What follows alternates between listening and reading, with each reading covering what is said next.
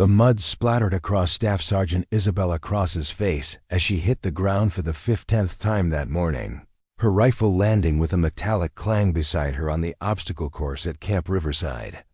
Above her, drill instructor Derek "Iron" Murphy's voice boomed across the Georgia training grounds like thunder before a storm, his words cutting through the humid air with surgical precision.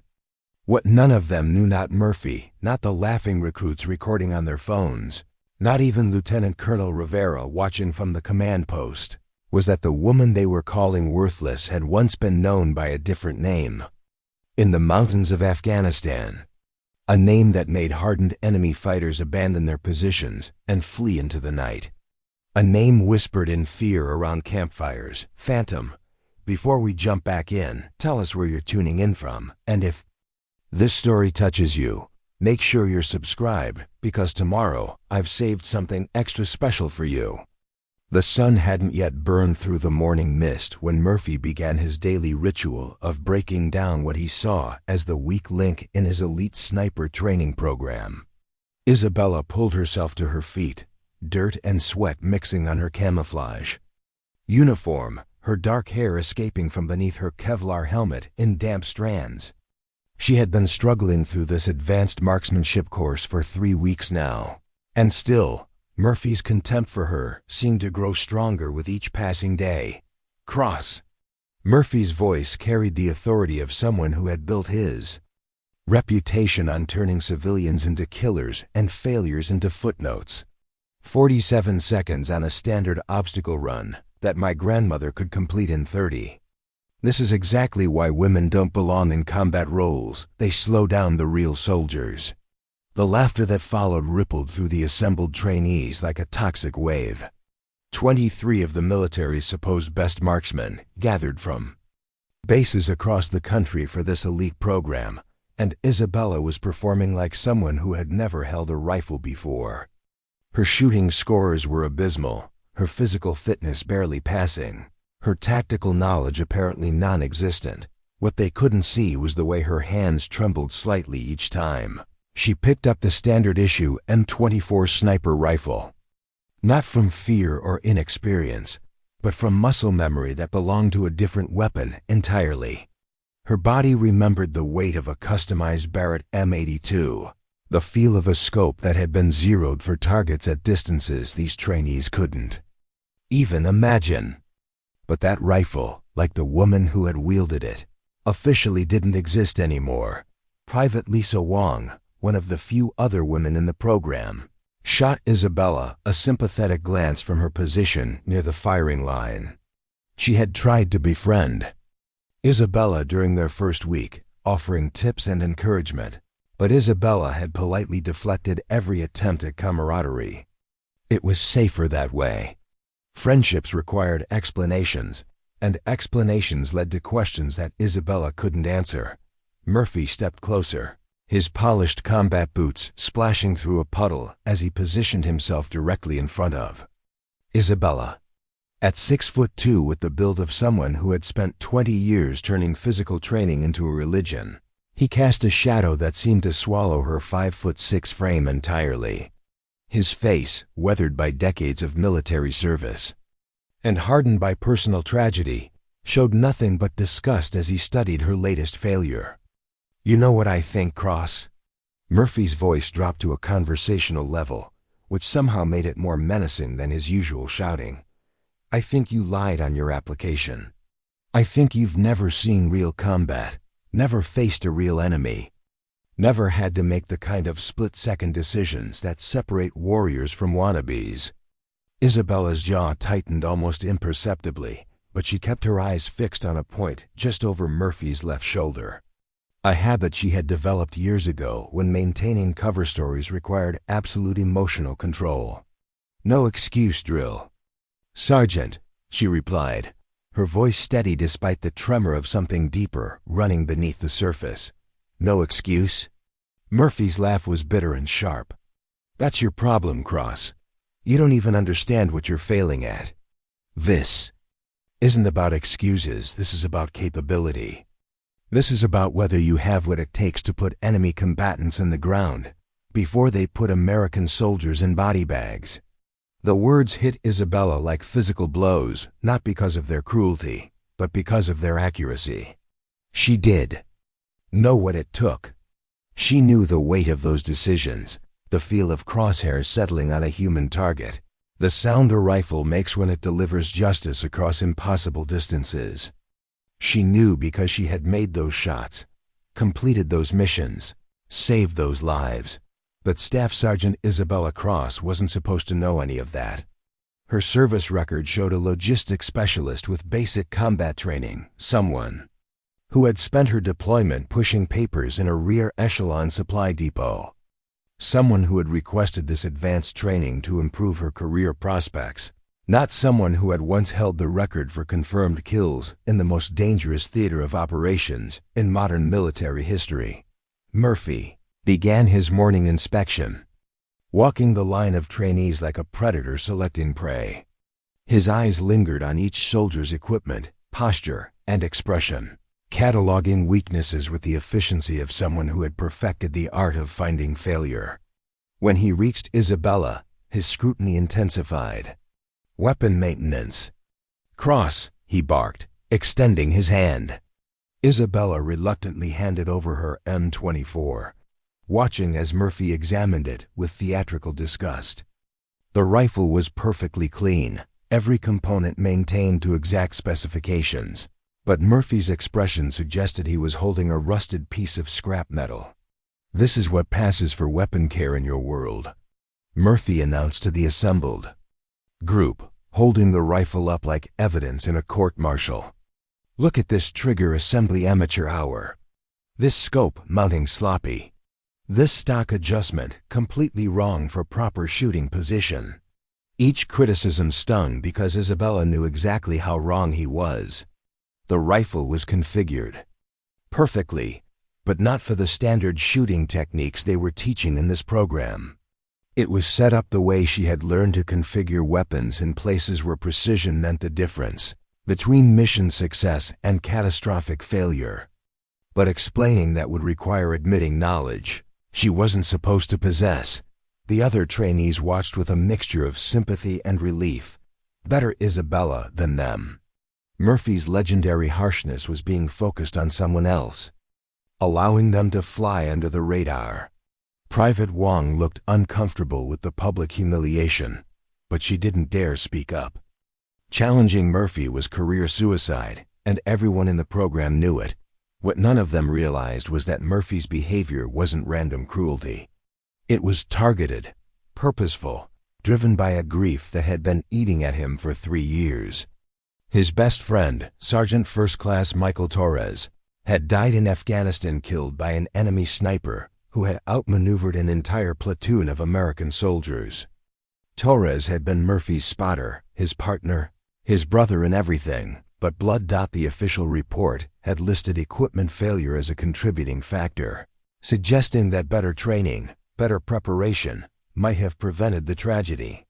Murphy had built his entire post-deployment career around ensuring that no American soldier would ever die due to inadequate marksmanship training. In his mind, every failure in his program was a potential death sentence for some future soldier, and Isabella's consistent poor performance represented everything he feared about lowered standards and social engineering in military training. As Isabella stood at attention, accepting his criticism with the stoic patience of someone accustomed to maintaining deep cover, neither of them knew that their fates had been intertwined long before they ever met at Camp Riverside. Neither knew that the enemy sniper who had killed Sergeant Torres 3 years ago had been eliminated exactly 72 hours later by a ghost-like figure operating from a mountain ridge 2 miles away, a figure whose confirmed kill had been classified so far above Murphy's clearance level that he would never know the debt he owed to the woman he was trying so hard to destroy. The campaign against Isabella began with small things, assignments to the worst shifts, equipment that mysteriously malfunctioned during her training rotations, and accidental scheduling conflicts that left her without proper instruction time. Murphy's methods were surgical in their precision, designed to create failure without leaving obvious fingerprints of sabotage. Isabella recognized the pattern immediately. She had seen similar psychological warfare tactics used by enemy forces to break captured soldiers, and she understood that Murphy was applying the same principles to destroy her credibility within the program. What he didn't realize was that she had also been trained to resist such tactics, her mind hardened by experiences that went far beyond anything taught in standard military resistance courses.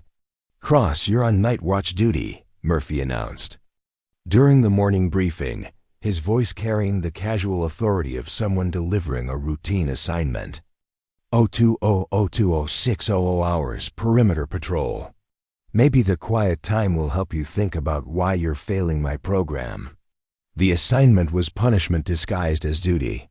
Night watch meant 4 hours of sleep before the next day's training, ensuring that Isabella would be exhausted during the precision shooting exercises that required absolute focus and steady hands. It was a classic technique: create the conditions for failure, then use that failure as evidence of incompetence. But as Isabella walked the perimeter fence at 3 in the morning, her boots crunching softly on the gravel path, she felt more at home than she had during any daylight training session. The darkness was familiar, comfortable, like slipping into a well-worn jacket. Her eyes adjusted to the low light with practiced efficiency, cataloging shadows and movement patterns with the automatic precision of someone who had spent months hunting human prey in similar conditions. The Georgia night was alive with sounds that most people would find unsettling: the rustle of small animals in the underbrush, the distant call of night birds, the whisper of wind through pine trees. But Isabella found peace in the symphony of darkness. This was her element, the environment where she had earned her legendary status as one of the military's most effective snipers.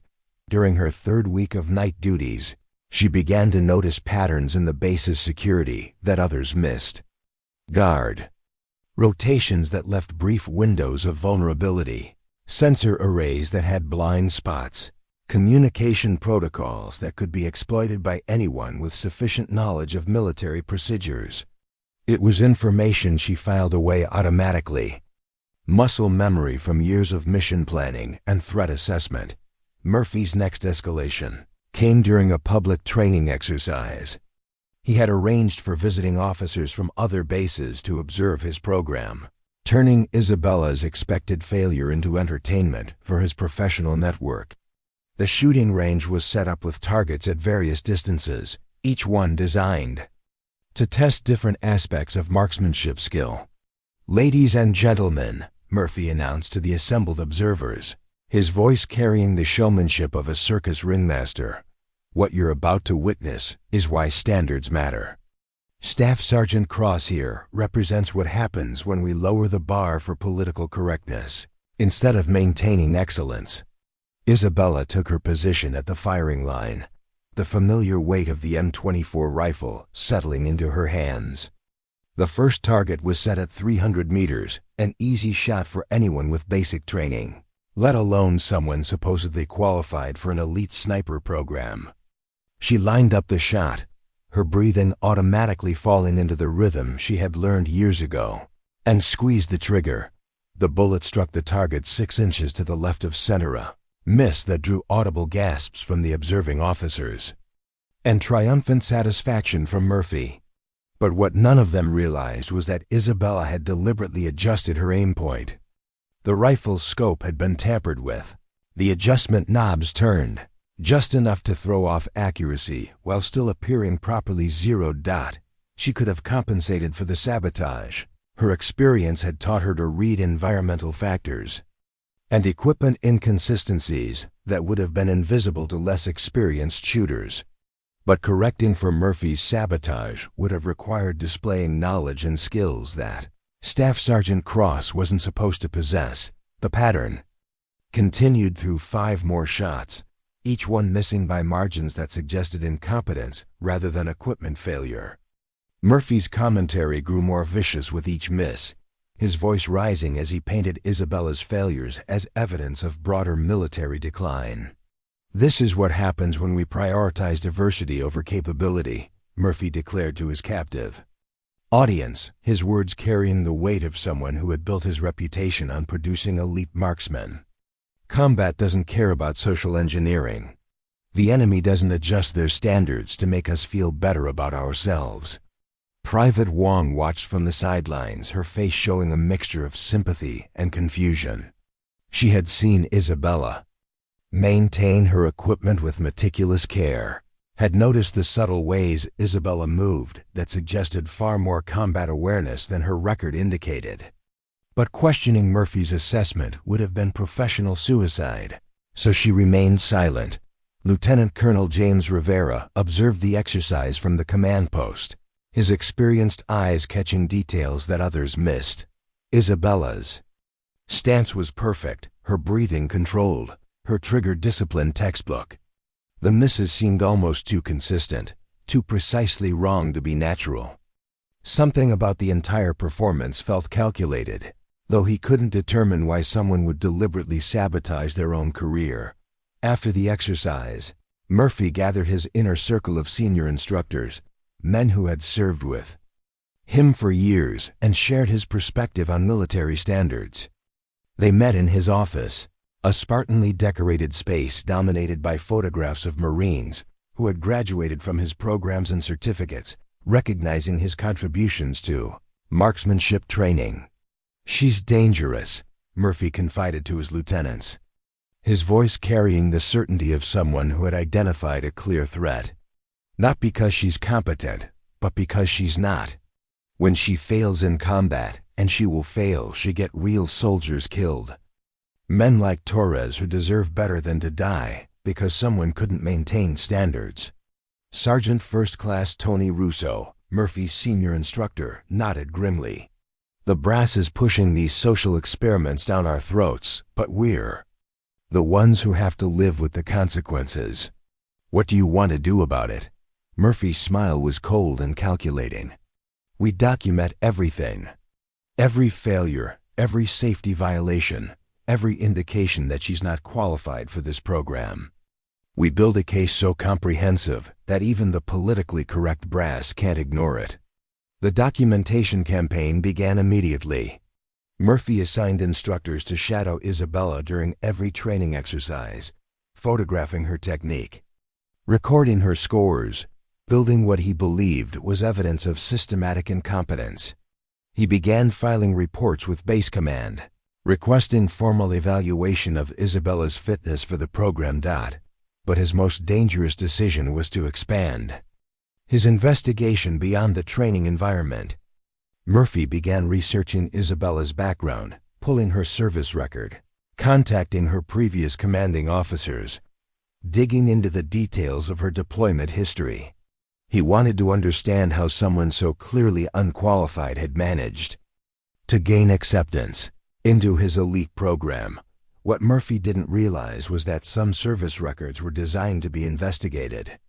Isabella's fictional background as a logistics specialist had been crafted by intelligence professionals specifically to withstand routine scrutiny while concealing the classified nature of her real military service. But Murphy's investigation was far from routine. His security clearance and position as a senior instructor gave him access to databases and personnel files that most people couldn't reach.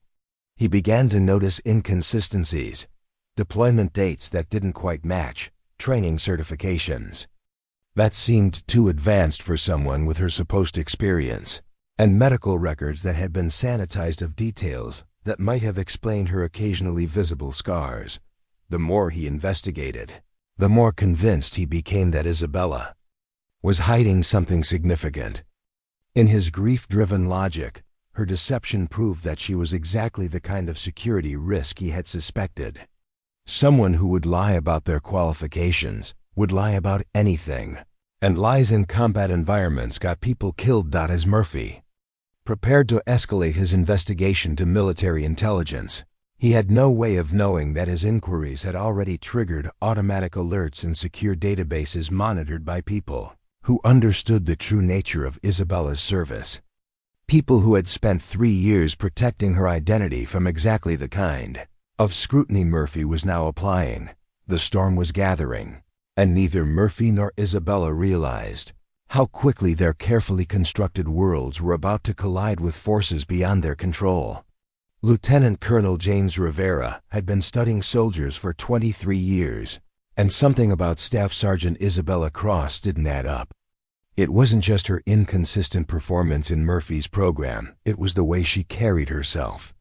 When she thought no one was watching, the subtle indicators that suggested a depth of experience her service record couldn't explain. Rivera first noticed it during a routine combat medical training exercise. The scenario involved treating simulated battlefield injuries while under fire, designed to test soldiers' ability to function under extreme stress. Most trainees, even experienced ones, showed elevated heart rates and stress responses during the exercise. But Isabella's vital signs, monitored through standard training equipment, remained remarkably stable throughout the simulation. More telling was her response to the simulated explosions and gunfire.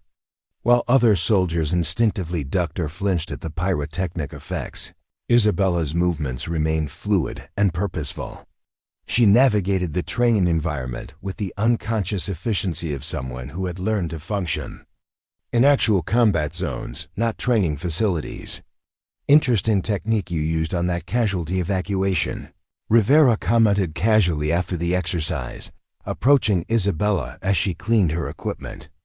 That particular method for treating tension pneumothorax, where did you learn it? Isabella's hand stilled for just a moment on the medical kit she was packing, a pause so brief that most people would have missed it. Basic combat lifesaver. Course, sir, she replied, her voice carrying the practiced neutrality of someone accustomed to deflecting inquiries. Standard Army training. But Rivera knew that the technique Isabella had demonstrated wasn't taught in standard courses. It was an advanced field medicine procedure typically reserved for special operations medics and combat surgeons. More importantly, she had executed it with the muscle memory of someone who had performed it under actual fire, not in training scenarios. The inconsistencies began to accumulate in Rivera's mind like pieces of a puzzle that refused to form a complete picture. During weapons training, Isabella consistently failed Murphy's marksmanship tests, but her weapon handling betrayed familiarity with firearms that went far beyond basic training. She disassembled and reassembled rifles with the unconscious efficiency of someone who had done it thousands of times, often in darkness or under stress. Her tactical awareness was another anomaly. During field exercises, Isabella positioned herself with the instinctive understanding of someone who had learned to read terrain for cover and concealment, not just from textbooks, but from necessity. She identified potential sniper positions and approached routes with casual accuracy that should have been impossible for someone with her supposed background. Rivera decided to conduct his own quiet investigation, using his position as deputy commander of the training facility to access records that Murphy couldn't reach. Isabella's personnel file revealed the standard information enlistment date, basic training completion, deployment to Afghanistan as a logistics specialist, commendation for exceptional performance in a support role. But when Rivera dug deeper, the details became increasingly vague. Her deployment location was listed simply as Forward Operating Base Classified, with no specific unit designation. Her medical records showed treatment for injuries consistent with combat exposure, but the circumstances of those injuries were redacted or missing entirely. Most telling was what wasn't in her file. For someone who had supposedly spent 18 months in Afghanistan, there were remarkably few details about her specific duties, her unit assignments, or her daily activities. It was as if Isabella Cross had existed in a vacuum during her deployment, contributing to the war effort without leaving any bureaucratic footprints. Rivera's investigation led him to contact Colonel Patricia Hayes, who had commanded logistics operations in Isabella's supposed area of deployment. The conversation was brief but illuminating. "Cross, Isabella." Hayes repeated when Rivera mentioned the name. "I ran supply operations throughout that sector for 2 years. That name doesn't ring any bells. But then again, we had a lot of personnel rotating through specialized assignments. Some of those assignments left minimal paper trails for security reasons." The phrase specialized assignments carried weight in military circles. It suggested operations that existed outside normal command structures, missions that required compartmentalization and secrecy. Rivera began to suspect that Isabella's service record had been deliberately sanitized, scrubbed of details that might compromise ongoing or future operations. His suspicions were confirmed during a late-night training exercise designed to test soldiers' ability to operate in low-light conditions. Rivera positioned himself as an observer, watching through night vision equipment as the trainees moved through a simulated enemy compound. Most soldiers, even experienced ones, struggled with the disorientation of operating in near-total darkness. They moved cautiously, their progress slow and uncertain as they tried to navigate unfamiliar terrain without giving away their positions. But Isabella moved through the darkness like it was her natural environment. She flowed between obstacles with fluid precision, her route selection optimal for concealment and speed. More importantly, she demonstrated an understanding of night operations that went far beyond anything taught in standard infantry training. She knew how to use shadows for concealment, how to move silently across different types of terrain, how to maintain situational awareness while advancing toward an objective. When the exercise concluded, Rivera found himself with more questions than answers. Isabella's performance had been competent, but not exceptional, exactly what someone with her supposed training should have achieved. But her movements, her instincts, her tactical decision-making revealed layers of experience that didn't match her official background. The breaking point came during a weapons identification exercise. Trainees were shown photographs of various enemy weapons and equipment, testing their ability to recognize threats in the field. It was routine training designed to ensure that soldiers could distinguish between different types of weapons and explosive devices. Isabella worked through the identification cards with mechanical efficiency, correctly identifying standard weapons with the same accuracy as her peers. But when Rivera added a few non-standard items to the mix weapons and equipment used by specific enemy groups in classified operations, Isabella's responses revealed knowledge she shouldn't have possessed. She correctly identified a modified sniper rifle used by a particular enemy cell, recognized the signature of improvised explosive devices used by a specific bomb maker, and demonstrated familiarity with communications equipment that most soldiers would never encounter. Each correct answer was another piece of evidence that Isabella Cross was not who she claimed to be. Rivera's investigation hit a wall when he tried to dig deeper into Isabella's classified background. His security clearance, substantial though it wasn't sufficient to access the files that might explain the inconsistencies he had discovered. But his years of experience in military intelligence had taught him to recognize the patterns of deep cover operations and witness protection protocols. Someone had gone to considerable effort to create Isabella Cross's fictional background, investing resources and expertise that suggested her real identity was both valuable and vulnerable. The question was whether she was hiding from enemies or protecting secrets, or both. As Rivera compiled his observations into a confidential report, he realized that Murphy's harassment campaign had created a dangerous situation. If Isabella was indeed operating under deep cover, the scrutiny and documentation Murphy was generating could compromise whatever protection protocols were keeping her safe. But before Rivera could decide how to proceed, events began to accelerate beyond anyone's control. Murphy's investigation had triggered automatic security alerts in databases monitored by intelligence agencies. And somewhere in the shadows, people who had been searching for a ghost named Phantom were beginning to take notice of Staff Sergeant Isabella Cross. The message arrived at 0347 hours on a Tuesday morning, delivered through encrypted channels that bypassed normal military communication protocols. Rivera read it twice before the implications fully registered, his coffee growing cold as he absorbed the words that would change everything. Flash priority, operational security compromise subject, Cross, Isabella Mem. Immediate protective protocols required. Hostile actors have acquired subject. Location, threat assessment, imminent. Rivera's hands were steady as he reached for his secure phone, but his mind was racing through the implications. Hostile actors didn't typically target Army logistics specialists, which meant that Isabella Cross was exactly what he had suspected, someone operating under deep cover whose real identity had just been compromised. Meanwhile, across the base, Murphy was beginning his morning routine with the satisfaction of someone who believed justice was finally within reach.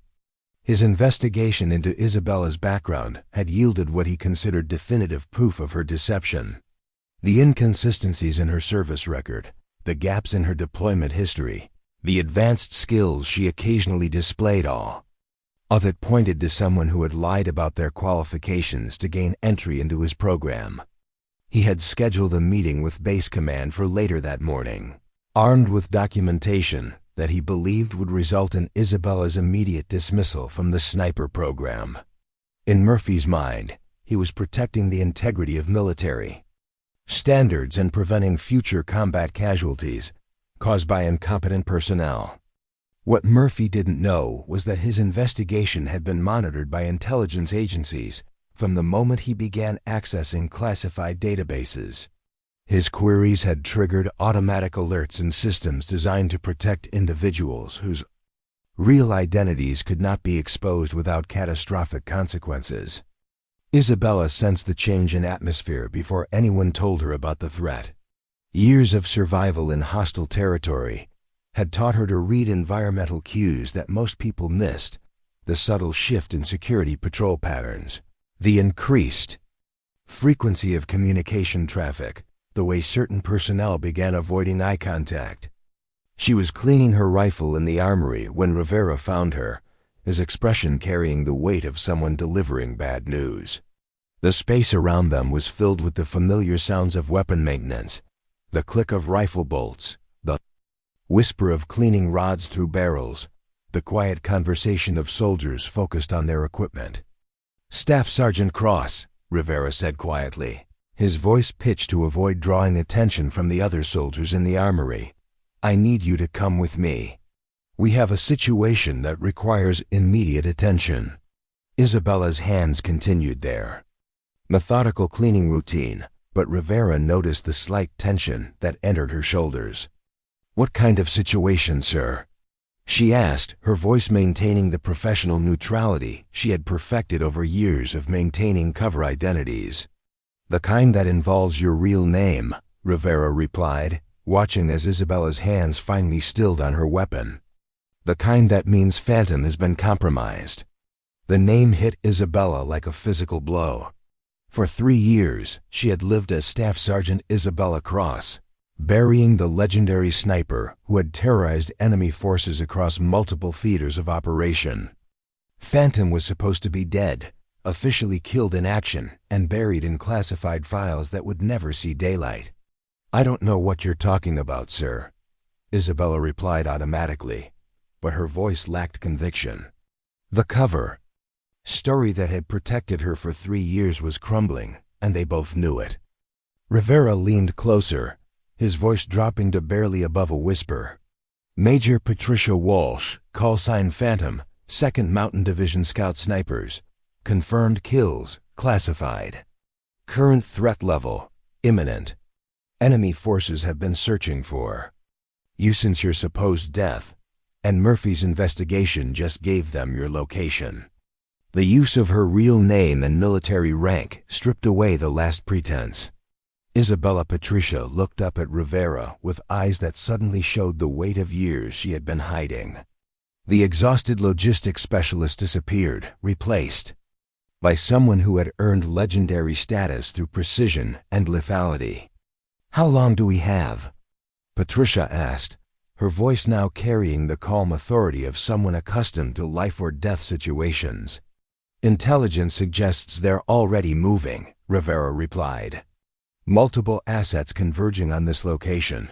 Estimated arrival within 72 hours. These aren't amateurs, Patricia. They're professionals who have been hunting you since Afghanistan.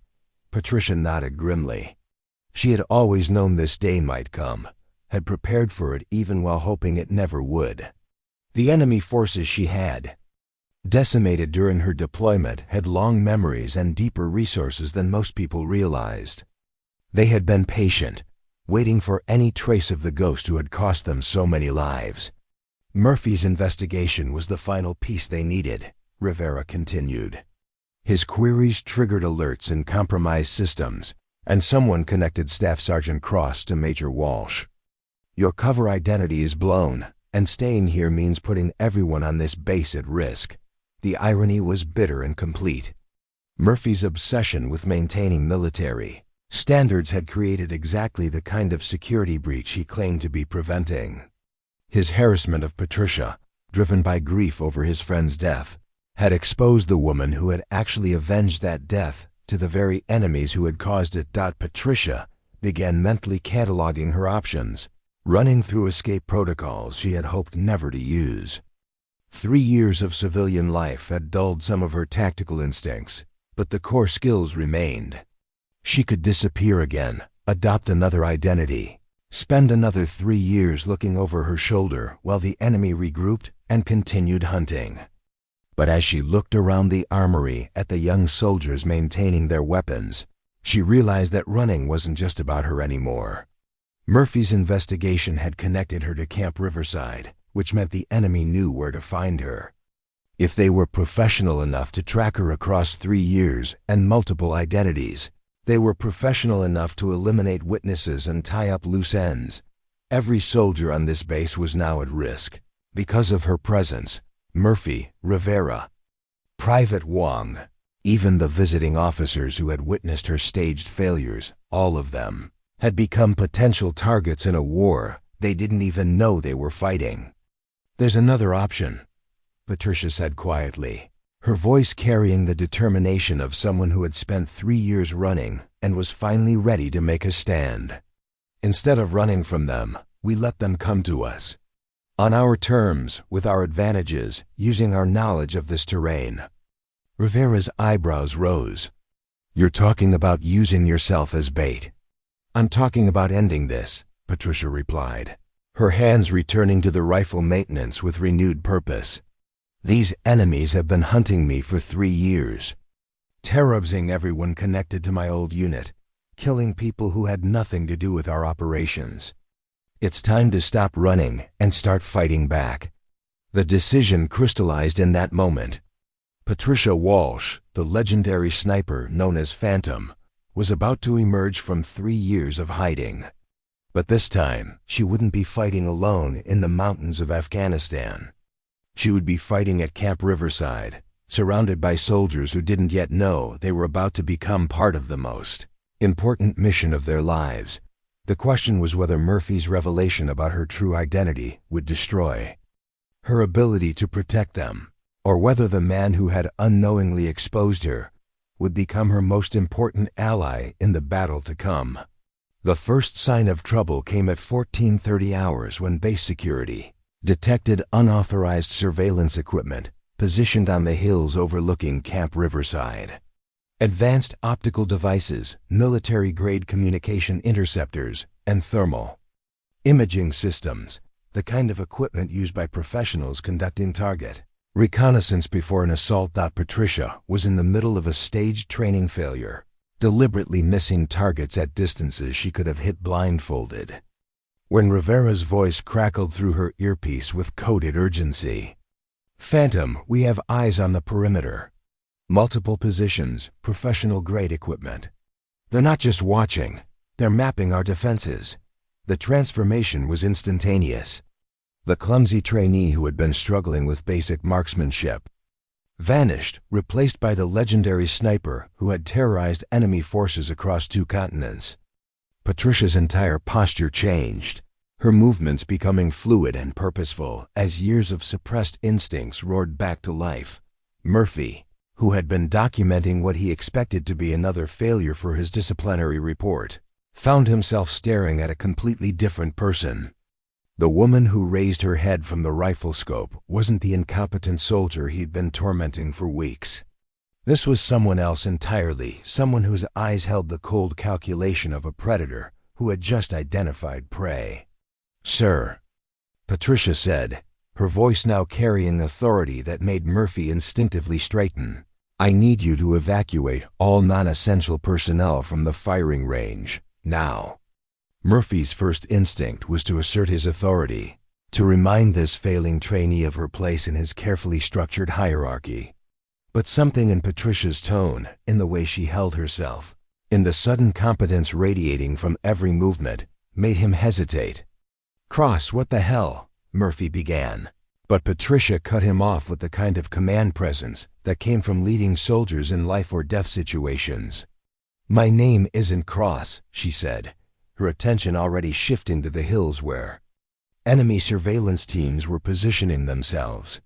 "It's Major Patricia Walsh, call sign Phantom, and the people watching us right now have been hunting me for 3 years. Every second we waste talking is another second they have to complete their mission preparation." The name Phantom hit Murphy like a physical blow. He had heard it whispered in intelligence briefings, mentioned in classified after-action reports, spoken with the kind of reverence reserved for legends. Phantom was the sniper who had single-handedly disrupted enemy operations across multiple sectors, the ghost who eliminated targets that entire platoons couldn't reach. "That's impossible," Murphy said, but his voice lacked conviction. The evidence was right in front of him, the way Patricia handled her weapon, the tactical awareness she displayed, the instant transformation from incompetent trainee to seasoned operator. Patricia was already moving, her hands working with mechanical precision. As she adjusted her rifle's configuration, the scope came off first, replaced with a more advanced optic system she had somehow acquired despite the program's standard equipment restrictions. The stock was adjusted, the bipod repositioned, the entire weapon transformed from training rifle to precision instrument. "Murphy," Patricia said, her voice carrying the urgency of someone who understood exactly how much danger they were all in, "I need you to contact Base Command. Tell them we have multiple hostile surveillance teams in elevated positions around the perimeter. Professional-grade equipment, probable assault preparation. Authorization code Tango 77 Alpha." Murphy's mind was reeling, trying to process the transformation he was witnessing. The authorization code Patricia had provided was classified, at levels far above his clearance, which meant she had access to operational channels he didn't even know existed. "How do I know you're telling the truth?" Murphy demanded, his world crumbling around him as everything he thought he knew about Isabella Cross revealed itself to be fiction. Patricia's answer came in the form of action rather than words.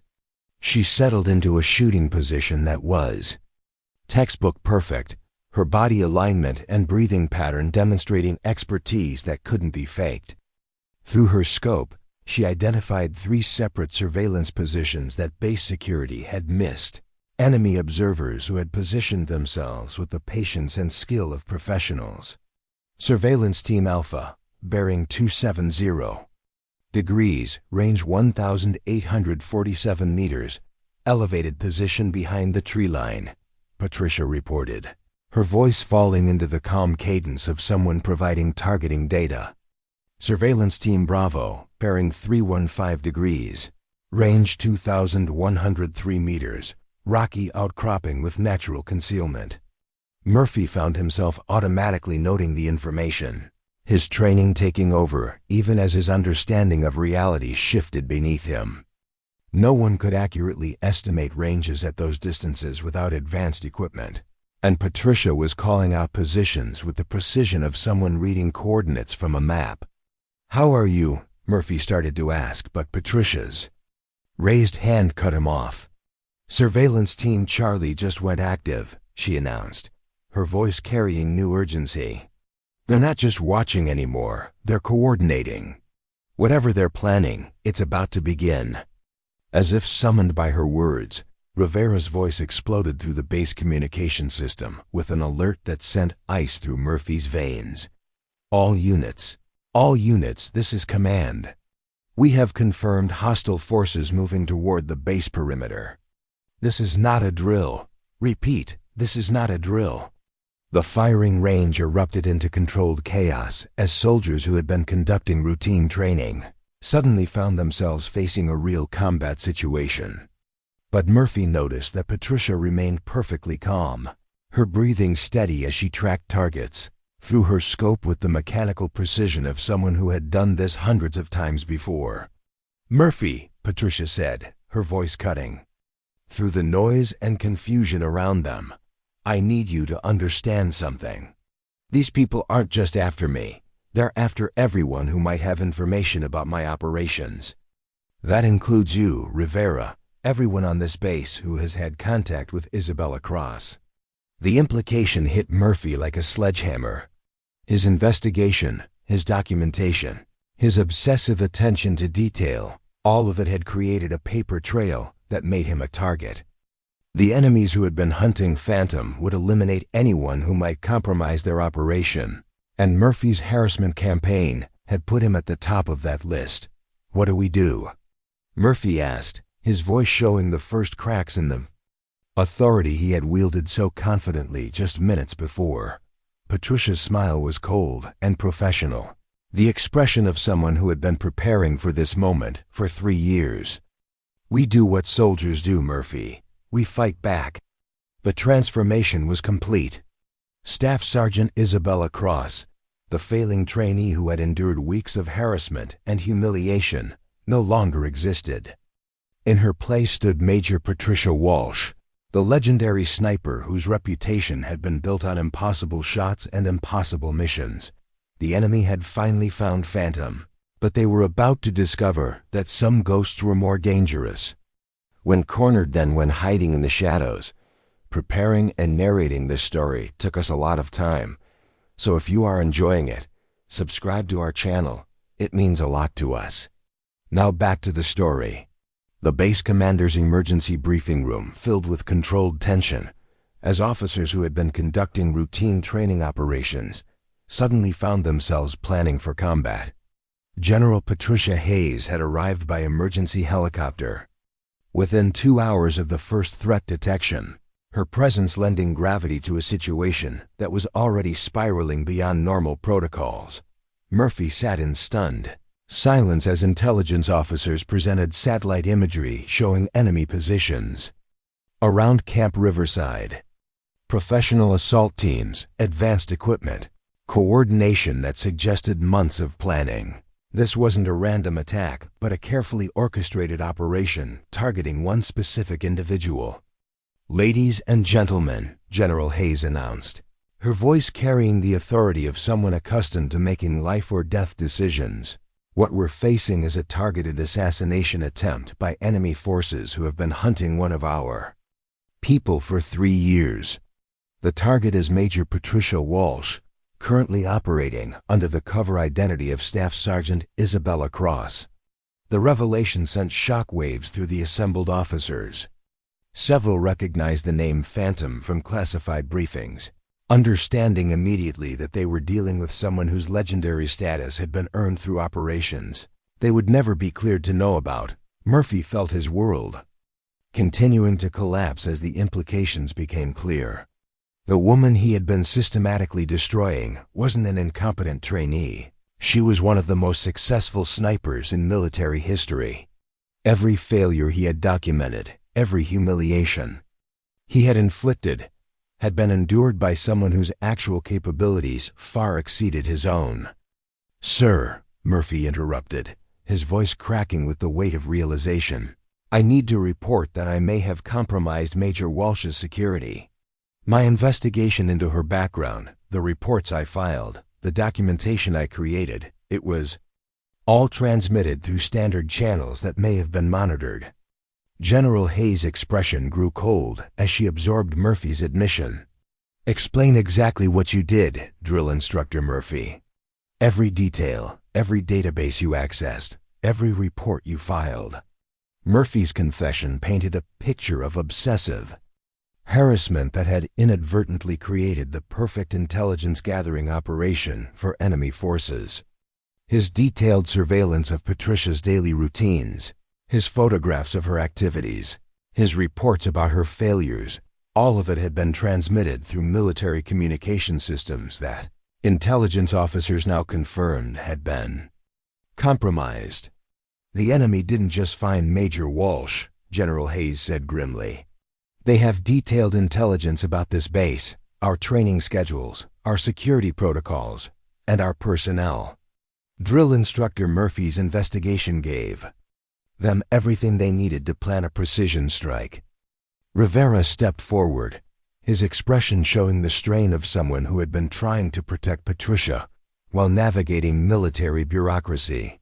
General, with respect, assigning blame isn't going to solve our immediate problem. We have professional killers positioning themselves around our perimeter, and they're not going to wait for us to sort out our internal issues. Patricia, who had been silent throughout the briefing, finally spoke. Her voice carried the calm authority of someone who had faced similar situations before, but this time the stakes were personal in ways that went beyond her own survival.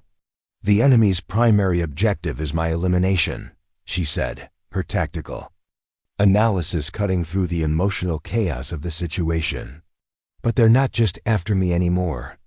Murphy's documentation has made everyone on this base a potential witness, which means everyone here is now a target. The weight of that realization settled over the room like a toxic cloud. Base personnel who had been going about their routine duties just hours before were now facing the prospect of combat against enemies who had been planning this operation for months. Murphy finally found his voice, the guilt and realization driving him to ask the question that had been haunting him since Patricia's identity was revealed.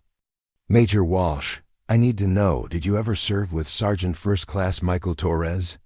Patricia's expression shifted subtly, recognition flickering in her eyes. Torres was killed by an enemy sniper in Afghanistan 3 years ago. His spotter was wounded but survived the attack. His spotter was my best friend, Murphy said, his voice barely above a whisper. I blamed equipment failure, inadequate training, lowered standards. I've spent 3 years trying to prevent other soldiers from dying the way Torres did. Patricia nodded slowly, understanding beginning to dawn in her expression.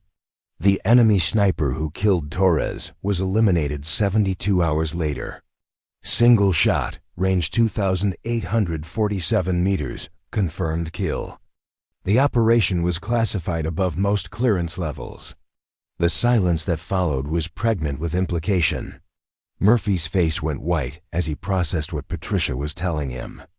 The enemy sniper who had killed his friend, the death that had driven his obsession with military standards, had been eliminated by the woman he had been systematically destroying.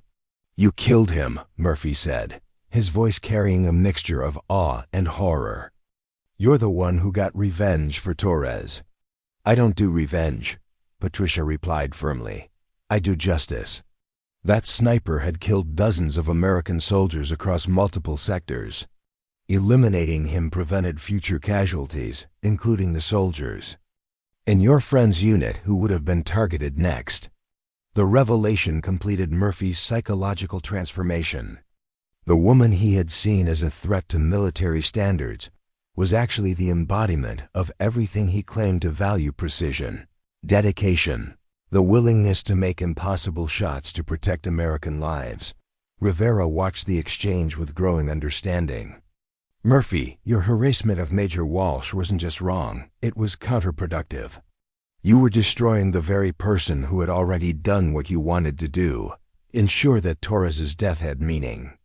General Hayes cut through the emotional, reckoning with military pragmatism. Gentlemen, we can sort out the psychological implications later. Right now we have enemy forces preparing to assault this base, and we need to focus on keeping everyone alive. Patricia stood, her transformation from harassed trainee to military leader now complete. "General, I request permission to coordinate the base's defense. These enemies have been hunting me for 3 years. I know their tactics, their capabilities, their limitations. Let me use that knowledge to protect the people Murphy's investigation put at risk." The request was unprecedented. A single officer, regardless of her legendary status, didn't typically coordinate entire base defense operations. But these weren't typical circumstances, and Patricia Walsh wasn't a typical officer. "Permission granted, Major," General Hayes said. "But I want Drill Instructor Murphy working directly with you. His knowledge of this base's layout and personnel could be crucial, and frankly, he owes you the opportunity to prove his worth after what he's put you through." Murphy looked at Patricia with an expression that mixed shame, respect, and desperate hope for redemption. "Major, I don't deserve your trust, but I'll do whatever it takes to help you protect these soldiers. I'll follow your orders without question." Patricia studied Murphy for a long moment, seeing past the harassment and cruelty to the grief-driven soldier who had been trying to honor his friend's memory in the wrong way. "Murphy, I don't need your apologies. I need your expertise. You know this base better than anyone, and right now, that knowledge might be the difference between saving lives and losing them." The alliance was forged in that moment, the legendary sniper and the drill instructor who had unknowingly exposed her, united by shared purpose and the memory of a fallen soldier, whose death had connected their fates across years and continents. Outside, enemy forces continued their preparations, unaware that their carefully planned assassination had just become something far more dangerous. A battle against 2 soldiers who finally understood they were fighting for the same cause. The abandoned maintenance shed on the eastern perimeter of Camp Riverside had been chosen specifically for this moment.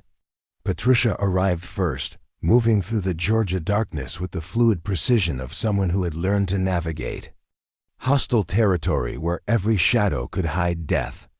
She had requested this meeting, knowing that some conversations required privacy that even secure military facilities couldn't provide. Murphy approached 15 minutes later, his footsteps deliberately audible in the way of someone who wanted to announce his presence rather than surprise a legendary sniper. The weight of revelation still hung heavy on his shoulders. 3 years of grief-driven hatred directed at the woman who had actually avenged his friend's death. "You didn't have to come alone," Murphy said as he entered the shed, his voice carrying uncertainty about his welcome. Rivera offered to mediate this conversation.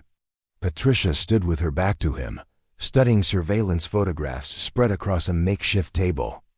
Enemy positions, attack vectors, timeline estimates, the clinical analysis of professionals who had been planning her death for 3 years. "Some things need to be said without witnesses," she replied without turning around. The silence stretched between them, filled with the weight of 3 years of accumulated pain, misunderstanding, and misdirected anger.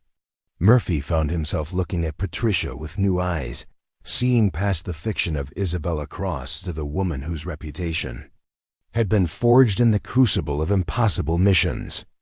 "I owe you an apology that words can't cover," Murphy finally said, his voice cracking with emotion. "I spent 3 years building my entire identity around honoring Torres's memory, and I nearly got the person who avenged his death killed in the process." Patricia turned to face him, her expression showing neither forgiveness nor condemnation, just the tired acceptance of someone who had endured worse betrayals and survived. "Torres was a good soldier," she said quietly. "His spotter, your friend, talked about him during the medical evacuation. Saad Torres had a buddy back home who would take his death hard, who blamed himself for not being there." The words hit Murphy like physical blows. His friend had been thinking about him in his final moments, understanding even then how the loss would affect someone who measured his worth by his ability to protect the people he cared about. "I became exactly what Torres would have hated," Murphy continued, his voice barely above a whisper. "A bully who used his grief as an excuse to hurt innocent people. I turned his memory into a weapon against the very person who made sure his death meant something. Patricia moved to the window, her trained eyes automatically scanning the tree line for signs of enemy movement. Grief makes us do things we never thought we were capable of, she said. I've seen good soldiers become monsters because they couldn't process their losses. I've seen others become heroes for the same reason. The difference isn't in the pain, it's in what we choose to do with it.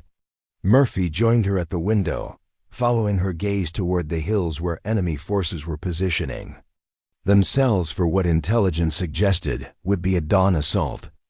How do you live with it? He asked. The weight of all those kills, all those decisions, all those people who died because of choices you made. You don't live with it, Patricia replied, her voice carrying the hard-won wisdom of someone who had wrestled with similar demons. You live for something bigger than it. Every shot I took, every mission I completed, every enemy I eliminated, it was never about me. It was about the soldiers who would come home because I did my job well. The conversation was interrupted by the soft chime of Patricia's secure communication device. Intelligence update. Enemy forces had moved to final assault positions, advanced. Reconnaissance teams were probing base defenses, and the attack was estimated to begin within 4 hours. They're not just coming for me anymore, Patricia said, studying the tactical display. Murphy, your investigation created a paper trail that makes every person on this base a potential security risk. These enemies are thorough, they'll eliminate witnesses to protect their operational security. Murphy felt the full weight of his actions settling on his shoulders like a lead blanket. His grief-driven harassment hadn't just endangered Patricia, it had painted targets on the backs of every soldier under his command, every trainee who had witnessed his campaign against her. Tell me what you need, Murphy said, his voice carrying the determination of someone who had found purpose in redemption. I'll do anything to fix what I've broken. Patricia studied him for a long moment, seeing past the drill instructor who had tormented her to the soldier who was genuinely trying to make amends. I need you to help me turn your knowledge of this base into a weapon, she said. You know, every building, every sight line, every tactical advantage we can exploit. Help me use that knowledge to protect the people your investigation put at risk. Murphy nodded grimly. The eastern approach has the best cover for advancing forces, but it also has natural choke points we can exploit. The southern perimeter looks vulnerable, but it's actually a killing field if you position shooters correctly. The northern sector, Murphy, Patricia interrupted, holding up a hand. Before we start planning tactics, I need you to understand something. When this fight begins, people are going to die. Possibly good people, possibly people we care about. I need to know that you can handle that reality. Murphy's expression hardened with resolve. Major, I've spent 3 years letting grief turn me into someone Torres would be ashamed of. I won't dishonor his memory any further by failing the soldiers who are depending on us now. Patricia nodded slowly, seeing something in Murphy's eyes that hadn't been there during his weeks of harassment, genuine commitment to something beyond his own pain. Then let's get to work, she said. We have 4 hours to turn Camp Riverside into a fortress, and I'm going to need every minute of it. As they spread tactical maps across the table, the dynamic between them shifted fundamentally. No longer predator and prey, no longer tormentor and victim, they had become what they should have been from the beginning: soldiers, united by shared purpose and the memory of those they had failed to protect. The enemy forces positioning themselves in the hills around Camp Riverside had spent 3 years planning this operation, confident that they would finally eliminate the ghost who had cost them so much. But they had made one critical miscalculation.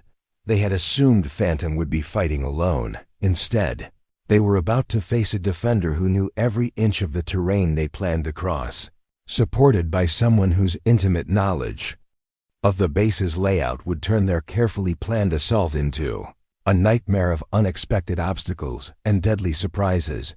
The confrontation between Patricia and Murphy was over. The real confrontation, the one that would determine whether the enemies who had hunted Phantom for 3 years would finally succeed, was about to begin.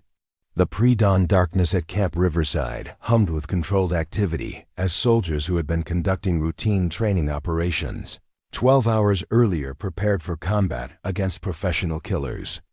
Patricia moved through the base like a ghost made manifest, her legendary status no longer hidden behind the fiction of Isabella Cross. Murphy found himself experiencing a complete reversal of perspective as he watched Patricia coordinate defensive preparations. The woman he had dismissed as incompetent was revealing tactical expertise that exceeded his own by orders of magnitude. Every suggestion she made, every position she recommended, every defensive measure she implemented demonstrated why Phantom had become a legend whispered in enemy camps. The Eastern approach looks like the obvious route, Patricia explained to the assembled squad leaders, her voice carrying the calm authority of someone who had briefed soldiers before dozens of life-or-death missions. Good cover, multiple approach. Vectors, natural concealment. That's exactly why they won't use it as their primary assault route. She moved to the tactical display, her finger tracing enemy movements that intelligence had tracked throughout the night. Professional assault teams think 3 moves ahead. They'll use the Eastern approach as a feint, drawing our attention and resources while the real attack comes from somewhere unexpected. Murphy studied the terrain maps with new appreciation for Patricia's analytical capabilities. "Where do you think they'll actually hit us?" he asked, his tone respectful in a way that would have been unimaginable just days before. "Here," Patricia said, pointing to the southern perimeter where the base's generator facility and communications center were located. "They're not just trying to kill me, they're trying to eliminate everyone who might have information about their operation. That means cutting our communications first, then systematically eliminating potential witnesses." Rivera joined the planning session, his expression showing the strain of someone trying to protect an entire base with limited resources. "We have 47 personnel currently on base, including support staff and visiting officers. Most of them have basic combat training, but they're not prepared for this level of threat. Then we make sure they don't have to face it," Patricia replied. "Murphy, I need you to position your best shooters at these coordinates. Not your best trainees, your best shooters. People who can make difficult shots under pressure." Murphy nodded, his mind automatically cataloging personnel who met Patricia's requirements. Sergeant Russo has competition shooting experience. Private Wong scored expert on every qualification. Staff Sergeant Martinez just transferred from a combat unit. "Good," Patricia said. "But I need you to understand something when this starts. Follow my targeting priorities without question. I'm not trying to win a fair fight. I'm trying to eliminate threats efficiently while protecting our people. That might mean taking shots that seem wrong by traditional rules of engagement." The preparation revealed layers of expertise that Patricia had been hiding for 3 years. She identified defensive positions that base architects had never intended, created overlapping fields of fire that turned the enemy's planned approach routes into killing zones, and established communication protocols that would function even if primary systems were compromised. Murphy found himself taking notes like a student learning from a master instructor. "How do you see patterns that the rest of us miss?" he asked during a brief planning break. Patricia's smile was sad but genuine. "Because I learned to think like them," she replied. "When you're hunting someone for months, studying their tactics, predicting their next move, you start to understand how they process information. These enemies have been planning this operation the same way I planned mine in Afghanistan, methodically, patiently, with multiple contingencies." The transformation in their working relationship was complete. Murphy, who had spent weeks documenting Patricia's supposed failures, now found himself documenting her tactical genius. The obsessive attention to detail that had made him a tormentor was being redirected toward defensive preparation with the same intensity. "Major Walsh, Private Wong approached tentatively, her voice carrying the uncertainty of someone who had watched her fellow trainee transform into a legendary figure overnight. Are we really going to survive this? Patricia looked at the young soldier with compassion that reminded Murphy of the woman he had been systematically destroying.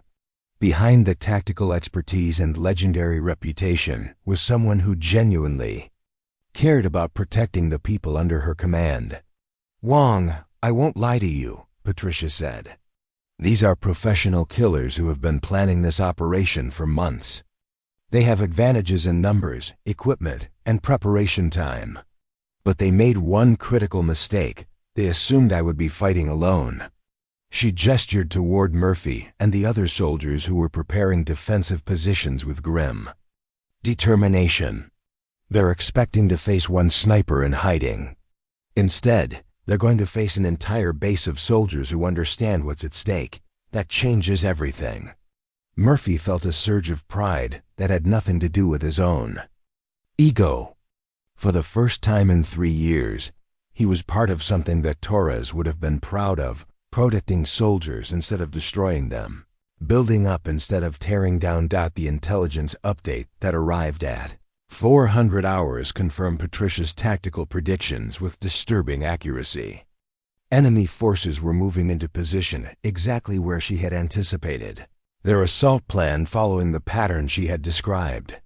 But the update also contained information that made Murphy's blood run cold. "Sir," the communications specialist reported, his voice tight with controlled fear, "intelligence has identified the enemy commander. Alexei Volkov, former Spetsnaz, confirmed kills in multiple theaters. He's the one who's been hunting Major Walsh since Afghanistan." Patricia's expression didn't change, but Murphy noticed her hand still on the equipment she had been adjusting. "Volkov," she said quietly. "I wondered if he was still alive." "You know him?" Rivera asked. "I killed his brother," Patricia replied with matter-of-fact precision. His brother was the sniper who eliminated Torres and 12 other American soldiers across multiple operations. "Volkov has been hunting me for 3 years, not just for operational security, but for revenge." The personal nature of the threat added another dimension to their defensive preparations. This wasn't just a military operation, it was a vendetta that had consumed both sides for 3 years. The difference was that Patricia had spent those years trying to disappear, while Volkov had spent them planning her death. "Then we make sure he doesn't get what he came for," Murphy said, his voice carrying determination that surprised everyone, including himself. "Major, what do you need from me?" Patricia studied Murphy for a moment, seeing the transformation from enemy to ally that had occurred over the past 24 hours. "I need you to be the soldier Torres believed you could be," she said. "Not the one grief turned you into, but the one who honors his memory by protecting people instead of destroying them." Murphy nodded grimly. "Torres always said the best way to honor the dead was to keep the living alive. I forgot that for 3 years, but I remember it now." As dawn approached and enemy forces moved into final assault positions, Camp Riverside had been transformed from a training facility into a fortress. But more importantly, the people defending it had been transformed from strangers and enemies into soldiers, united by shared purpose and mutual respect. The battle for Camp Riverside was about to begin, and for the first time in 3 years, Phantom wouldn't be fighting alone. The first shots came at 0547 hours, just as the Georgia dawn was painting the sky in shades of amber and gold. Patricia felt them before she heard them, the distinctive crack of high-velocity rounds designed to eliminate sentries silently. But the enemy's perfectly planned assault encountered something they hadn't anticipated: empty guard posts and repositioned defenders who were already moving to secondary positions. "Contact east," Murphy's voice crackled through the secure radio network, his tone calm despite the adrenaline coursing through his system. 2 sentries down, but they were decoys. Real guards are in overwatch positions as planned. "Patricia," smiled grimly from her position atop the communications building. Her customized rifle configured for the kind of precision work that had made Phantom a legend. Through her scope, she could see Volkov's assault teams moving with professional efficiency, advancing through terrain they had studied for months, confident in their tactical superiority. "All stations, this is Phantom," Patricia broadcast, using her call sign for the first time in 3 years. "Enemy contact confirmed. Execute defensive plan Alpha. Remember, they're expecting one sniper. Let's show them what happens when an entire base fights like snipers." The transformation was immediate. Soldiers who had been learning basic marksmanship under Murphy's instruction suddenly found themselves applying Patricia's advanced techniques under real combat conditions. Private Wong, positioned in the motor pool with a clear field of fire toward the southern approach, made her first shot count, dropping an enemy operative at 400 meters with the kind of precision that surprised even her. Murphy coordinated the defensive response from the command bunker, his obsessive knowledge of base layout becoming the foundation for a defense that turned every building into a fortress and every site lying into a potential death trap. "Phantom, I have eyes on 6 No. 8 hostiles moving through Sector 3. They're using the drainage ditches for concealment." "Confirmed," Patricia replied, her scope already tracking the movement Murphy had identified. "Rivera, can you get indirect fire on those coordinates?" "Negative, too close to our own positions," Rivera responded from his command post. "But I can give you smoke cover if you want to relocate." Patricia's response came in the form of action rather than words. Her first shot eliminated the lead enemy operative at a range that should have been impossible with standard equipment. The second and third shots, fired with mechanical precision, created chaos in the enemy formation as they realized they were facing someone whose capabilities exceeded their intelligence estimates. Volkov's voice cut through the enemy radio chatter, his accented English carrying frustration and growing respect. "She is better than the reports indicated. Adjust tactics. This is not the logistics specialist from our intelligence files." But Volkov's tactical adjustments encountered another surprise. Murphy's defensive positioning had created overlapping fields of fire that turned the enemy's professional movement techniques into liabilities. Every time they advanced, multiple defenders could engage them from unexpected angles. "Phantom, this is Murphy," came the voice of the man who had tormented Patricia for weeks, now coordinating her protection with the dedication of someone who had found redemption in service. "I'm tracking enemy movement toward your position. Recommend immediate displacement to backup location." Patricia was already moving, her years of combat experience allowing her to relocate without losing tactical awareness. But as she reached her secondary position, she realized that Volkov had been thinking several moves ahead. Enemy snipers had been positioned to cover the exact locations she would naturally choose for backup positions. The rifle shot that narrowly missed her head confirmed that she was facing someone who understood her tactical preferences with disturbing accuracy. Volkov had spent 3 years studying her methods, learning to predict her choices, preparing for exactly this kind of engagement. "Murphy, I need you to create a distraction in Sector 5, Patricia radioed, her voice carrying the urgency of someone who had recognized a dangerous tactical disadvantage. "Volkov has positioned countersnipers who know my preferred firing positions." Murphy's response demonstrated how completely his perspective had changed. Without hesitation, he exposed himself to enemy fire by coordinating a flanking maneuver that drew attention away from Patricia's position. The man who had spent weeks trying to destroy her was now risking his life to protect her tactical advantage. The distraction worked, but at a cost. Murphy's voice came through the radio tight with pain. "Phantom, I'm hit.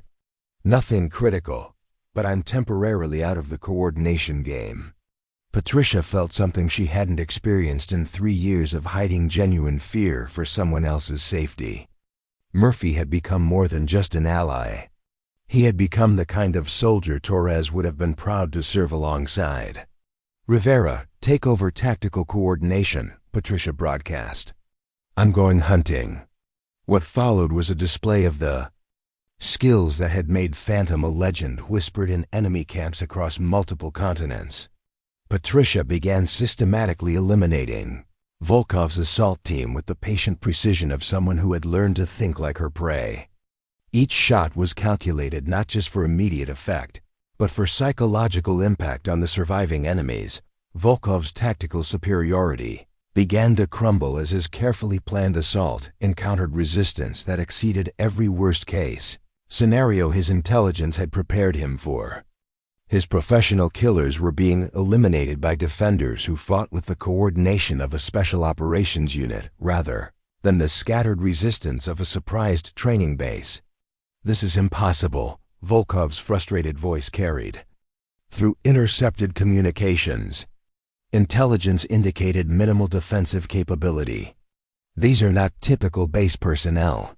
Private Wong's voice cut through the radio chatter with professional calm that would have made Murphy proud. "Phantom, I have clear shots on 3 hostiles in the eastern sector. Request permission to engage." "Cleared hot," Patricia replied, feeling pride in soldiers who had been transformed from trainees into warriors through necessity and excellent instruction. "Show them what Murphy taught you." Wong's shots were textbook perfect, eliminating threats with the kind of accuracy that demonstrated how Murphy's obsessive attention to detail had actually produced exceptional marksmen when properly applied. The irony wasn't lost on Patricia. Murphy's teaching methods, freed from his grief-driven cruelty, were creating exactly the kind of elite soldiers he had always claimed to want. The tide of battle shifted as Volkov realized that his 3 years of planning had been built on flawed intelligence. Instead of facing one isolated sniper, he was fighting an entire base of defenders who had been trained and coordinated by 2 of the most capable soldiers he had ever encountered. But Volkov had one final card to play: a tactical, nuclear option that would either secure his victory or ensure that his failure became irrelevant. As Patricia tracked his movement through her scope, she realized that the enemy commander wasn't trying to escape. He was moving toward the base's ammunition depot, carrying enough explosives to level the entire facility and eliminate every witness to his operation. The hunt for Phantom was about to become a race against time, with the lives of everyone on Camp Riverside hanging in the balance. The ammunition depot at Camp Riverside had been designed to withstand accidental explosions, not deliberate sabotage by someone with Volkov's expertise in demolitions. Patricia realized she had perhaps 3 minutes before the enemy commander could position his charges in a way that would turn the entire facility into a crater, eliminating everyone who had witnessed his operation. Murphy's wounded voice crackled through the radio from his position in the medical bunker. "Phantom, I can see Volkov's approach route from here. He's moving through the maintenance tunnels, the ones I used for my surveillance of you. I know every step of that path." The irony was bitter and complete. Murphy's months of stalking Patricia through the base's hidden routes had given him intimate knowledge of the very path Volkov was now using to reach the ammunition depot. The harassment that had nearly destroyed Patricia was about to become the key to saving everyone. "Murphy, I need you to guide me through those tunnels," Patricia said, her voice carrying the urgency of someone who understood exactly how little time they had. "You know them better than anyone." "Negative, Major," Murphy replied, his voice strengthening despite his injuries. "Those tunnels are a maze if you don't know them." "I'm coming with you." Rivera's voice cut through their planning with medical authority. "Murphy, you've lost significant blood. You're not cleared for combat operations." "With respect, sir," Murphy replied, his tone carrying the determination of someone who had found his purpose. "I spent 3 years dishonoring Torres's memory by destroying the person who avenged his death. I won't dishonor it further by failing to protect her when she needs me most." Patricia felt something she hadn't experienced since losing her original unit in Afghanistan. the absolute trust that came from knowing someone would risk everything to watch your back. Murphy, if you're coming, we do this my way. No heroics, no unnecessary risks. We get in, stop Volkov, and get out alive.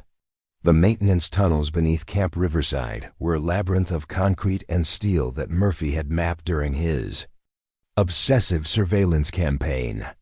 But navigating them while wounded, in darkness, with a legendary enemy sniper waiting somewhere ahead, transformed familiar territory into a nightmare maze.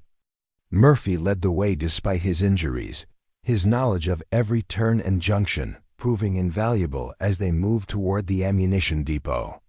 Behind him, Patricia moved with the fluid precision of someone who had learned to navigate hostile territory where every step could trigger death. There, Murphy whispered, pointing toward a junction where tunnel lights cast harsh shadows on concrete walls. That's the access route to the depot's foundation. If Volkov plants charges there, the explosion will collapse the entire structure. Patricia studied the tactical situation with the same analytical precision she had brought to impossible shots in Afghanistan. Volkov would be focused on his demolitions work, creating a window of vulnerability she could exploit. But the confined space of the tunnels would limit her tactical options, while potentially trapping them both if the enemy realized he was being hunted. The approach required the kind of coordination that could only exist between soldiers who trusted each other completely. Murphy, despite his wounds, provided covering fire and tactical guidance while Patricia closed the distance to optimal shooting. Position. The man who had spent weeks trying to destroy her was now risking his life to give her the best possible chance of success. Volkov was exactly where Murphy had predicted, his professional focus entirely consumed by the precise placement of explosive charges that would level the ammunition depot. He worked with the mechanical efficiency of someone who had performed similar operations dozens of times, confident that his tactical planning had eliminated all possible threats. Patricia's shot was taken from a range of 47 meters through a narrow gap between concrete support beams. The kind of precision shooting that had made Phantom a legend, executed under conditions that would have been impossible for anyone with less experience. The bullet found its target with surgical accuracy, eliminating Volkov before he could complete his sabotage. The silence that followed was profound, broken only by the distant sounds of base personnel securing the remaining enemy operatives. Patricia and Murphy sat in the tunnel, both wounded, both exhausted, both alive against odds that had seemed insurmountable just hours before. "Is it over?" Murphy asked, his voice carrying the uncertainty of someone who had lived with the possibility of violent death for too long. "It's over," Patricia confirmed, her tone carrying the finality of someone who had spent 3 years running from enemies who would never stop hunting her. Volkov was the last one with both the resources and the motivation to organize this kind of operation. The evacuation from the tunnels brought them back to a base that had been transformed by combat. Soldiers who had been conducting routine training that morning were now veterans of a battle that would be classified above most clearance levels. Private Wong helped coordinate medical treatment with the competence of someone who had discovered capabilities she never knew she possessed. General Hayes arrived by helicopter as the sun reached its zenith, bringing with her a team of investigators, medics, and intelligence officers who would spend weeks unraveling the full scope of Volkov's operation. But her first priority was the 2 soldiers who had prevented a catastrophe that could have killed dozens of American personnel. "Major Walsh," General Hayes said, her voice carrying the respect due to someone who had just completed an impossible mission. "Your cover identity is permanently compromised, but your service record has been fully restored. The Army would like to offer you a position training the next generation of special operations snipers." Patricia looked at Murphy, who was receiving medical treatment for wounds he had sustained while protecting her tactical positions. The man who had nearly destroyed her through grief-driven harassment had become the kind of soldier who deserved to train others in the values he had rediscovered. "General, I accept, but with one condition," Patricia said. "I want drill instructor Murphy as my partner in developing the training program.